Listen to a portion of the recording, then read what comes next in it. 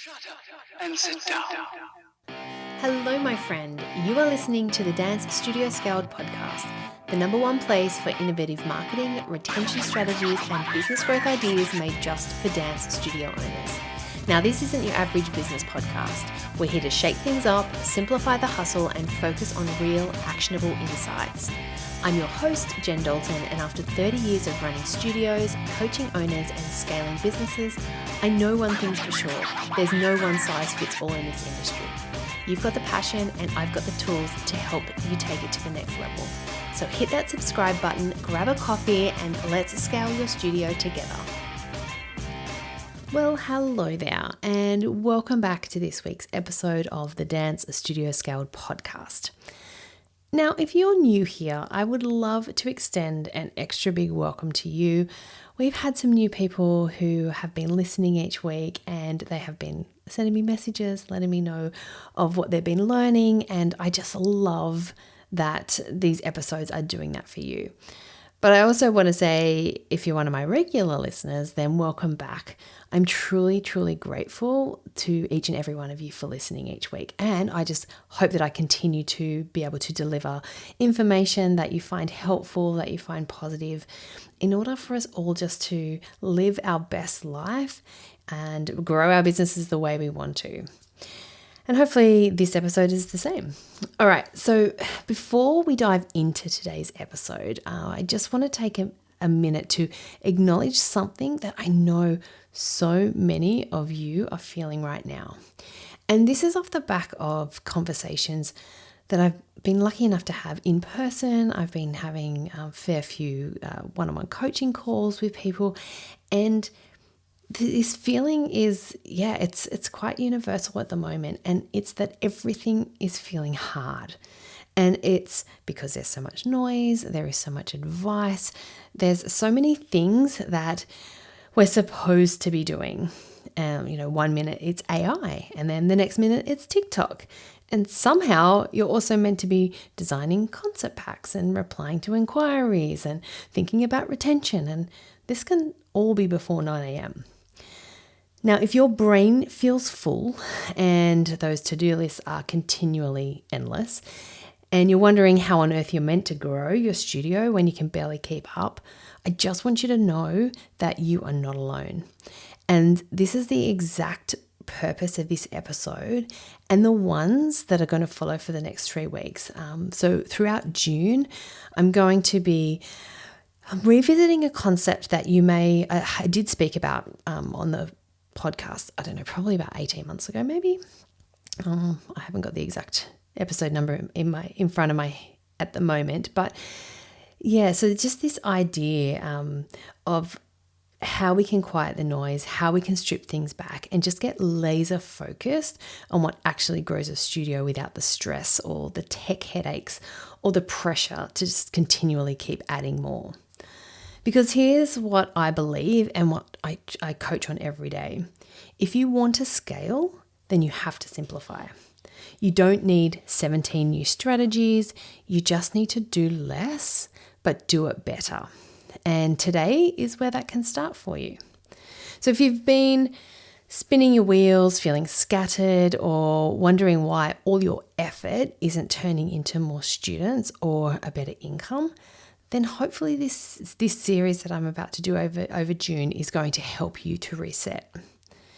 Okay, so over the next few episodes, I'm going to walk you through exactly how I was able to build a thriving studio. And this was a fresh one from the ground up. At its peak, I had 6 locations running, and I had over 1,200 students and over 30 staff. And what I'm about to share with you is simple, but really powerful. And that's why I'm still coaching my mastermind members regularly on this concept. So there are just 4 things that we need to do to grow our studio. And when I say grow, I talk about growing a studio empire. So your empire, it doesn't have to be the same for everybody else. It doesn't have to be that picture perfect, burnout inducing business. I mean a studio that's aligned with your vision of success. So whether you're striving to hit that elusive $1 million mark, or you simply just want to build something that is sustainable, that can give you freedom and a solid income, then these 4 things that I'm going to be talking about is what is going to get you there. All right, so let me tell you. The first one is to attract the right people. The second one is to entice them to try a class. The third one is to sign them up. And the fourth one is to retain them for life or for their dance life. And that's it.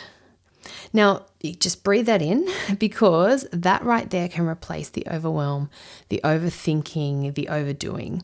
These 4 steps are the framework that I use to go from 0 to 1,200 students. They're also the lens that I still use in my business today and the foundation for every strategy that I build for studio owners that I do coach.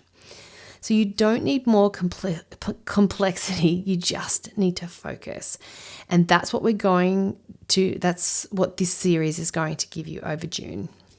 All right, let's dive in to the first one. So attracting the right people.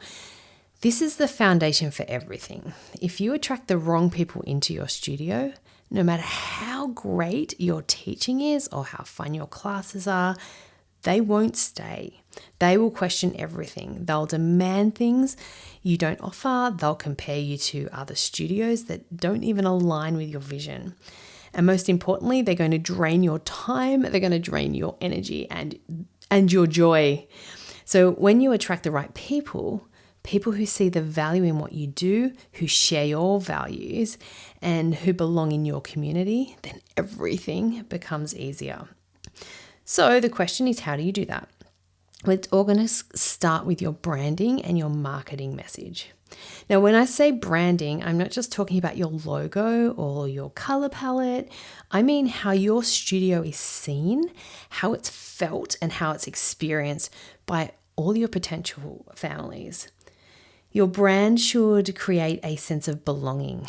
It should immediately help someone say, yes, this is for us, or nope, this just isn't the right fit. And you know what? Either of those is actually a win, because clarity equals confidence. So let me give you a personal experience.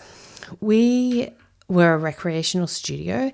We focused on confidence building and friendship and flexibility. So our branding and marketing, it reflected that. So we would post photos of our students. They were hugging in class. They were laughing. They were, being themselves. Their hair wasn't always perfect. Their arms weren't always straight. But that's the exact point. We're not trying to attract elite dancers who are training 6 days a week or wanting to be professional or do comps. We were targeting the families who wanted something fun, something positive and supportive. So even when those families see our concert, they get it. They know that we were the right fit. And if someone's looking for high-level competition training, then we're not for them. And that's absolutely okay. All right, so let's get practical. Ask yourself these 3 questions. The first one is, what do I want to be known for? The second one is, who is my perfect family? And the third one is, does my social media, website, and communication reflect that? Because your branding is working all the time, even when you're not. So every image, every caption, every video, it's either attracting the right people or it's confusing them. So make it easy for the right families to choose you. Okay, I'm going to finish up with some action steps for this week. So I would love for you to do a mini audit. So first thing is, look at the last 5 things that you've posted on social media. And then I want you to pull up your website homepage and scroll through your welcome email. Again, ask yourself, do they reflect who you really want in your studio? Are you showcasing what makes you different? Or are you trying to look like every other studio? So you want to get brave enough to own your own difference, because attracting the right people is one step. And when you get that part right, then every other step becomes easier.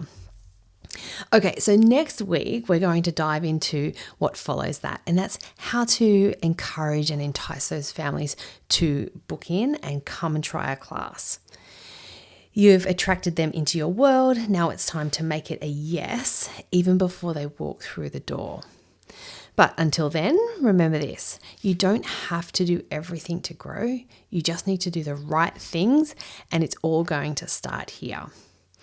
Now, if you found this episode to be helpful and you know another studio owner who might be feeling the same, please share this with them.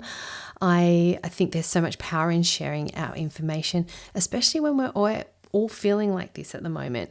So please share. I really appreciate that and love any feedback that you might have from that. I want you to remember that you've got this, and I look forward to seeing you next week. Thanks for tuning in to the Dance Studio Scaled podcast. Now, if you enjoyed this episode, be sure to hit subscribe, leave a review, and share it with other studio owners who would love it too. And let's keep the conversation going. Follow me on Instagram at Jen Dalton for more tips, insights, and behind-the-scenes moments to help you simplify and scale your studio. Until next time, keep dreaming big and taking action. I'll see you back here soon.